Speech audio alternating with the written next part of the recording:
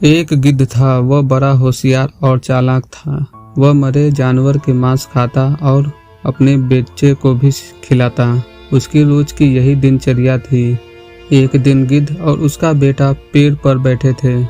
गिद्ध का बेटा अपने पिता को बोला, पापा, मैंने आज तक सभी प्रकार की मछली और जानवरों के मांस खाई है, पर दो पैर वाले इंसानों का मांस कभी भी नहीं खाया है।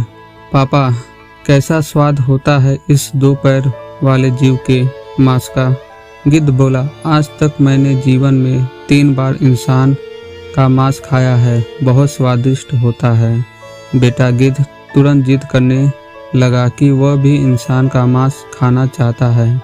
पिता गिद्ध ने कहा, ठीक है, लेकिन तुम्हें कुछ देर इंतजार करना होगा और जैसा मैं कहता हूँ वैसा ही तुम्हें करना होगा। मेरे पिता ने मुझे यह तरकीब सिखाई है जिससे हम भोजन प्राप्त करने में मदद मिलेगी। गिद्ध ने कहा। तब गिद्ध ने बच्चे को एक स्थान पर बिठाया और वह कहीं उड़ गया। थोड़ी देर बाद जब वो लौट कर आया तो उसकी चोंच में मांस के 2 टुकड़े थे। उसने एक टुकड़ा अपने मुंह में रखा और दूसरा टुकड़ा बच्चे के मुंह में दे दिया। टुकड़ा मुंह में लेते ही बच्चा गिद्ध बोला कि पापा, यह कैसा दुर्गंध युक्त मांस ले आए हो। आप ऐसा खाना मुझे नहीं खाना। गिद्ध ने कहा कि रुको, वो टुकड़ा खाने के लिए नहीं है बल्कि फेंकने के लिए है। इस एक टुकड़े को लेकर हम मांस का ढेर बनाने वाले हैं। कल तक इंतजार करो, देखना तुम्हें मांस ही मांस खाने के लिए मिलेगा, और वह भी इंसानों का। बच्चा गिद्ध को कुछ समझ में नहीं आ रहा था कि एक मांस के टुकड़े से मांस का ढेर कैसे बनेगा, लेकिन उसे अपने पिता पर भरोसा था। थोड़ी देर बाद गिद्ध ने एक टुकड़ा लिया और आकाश में उड़ गया और उस टुकड़े को एक मंदिर में फेंक दिया। गिद्ध वापस आया और दूसरा टुकड़ा उठाया और दूसरा टुकड़ा एक मस्जिद के अंदर फेंक दिया। फिर वह आकर पेड़ पर बैठ गया। गिद्ध ने बेटे से कहा, अब देखना, कल सवेरे तक इंसानों का मांस खाने को जरूर मिलेगा।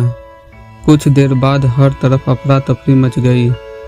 ना कोई किसी की सुन पा रहा था और ना ही कोई किसी को सुन रहा था।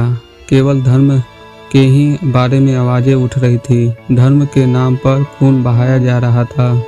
माता, पुत्र, बहन, भाई, पिता, चाचा, पड़ोसी, दोस्त बिना किसी संबंध पर विचार किए धर्म को देखकर ही एक दूसरे पर आक्रमण कर रहे हैं। दोनों समूह कह रहे थे कि हमारे धर्म का अपमान हुआ है और बदला लेना चाहिए, और इसमें बेकसूर लोग भी मारे गए थे। बहुत समय इसी में ही बीत चुका था। अब तक गांव शांत होने लगा था, जो कि सड़क पर सिर्फ खून ही खून था। खास बात यह है कि खून का रंग लाल था और उसमें धर्म का कोई रंग नहीं था।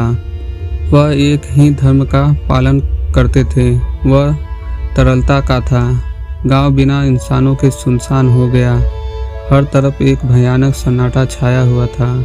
इस चक्र में केवल 2 प्राणी जीवित रहे। वह पेड़ पर बैठे गिद्ध थे। अब गिद्ध का बच्चा इंसानों का शिकार करना सीख गए थे। गिद्ध के बेटे ने अपने पिता से प्रश्न पूछा, क्या हमेशा ऐसा ही होता है पापा? हम झगड़े पैदा करते हैं और लोगों को पता कैसे नहीं चलता?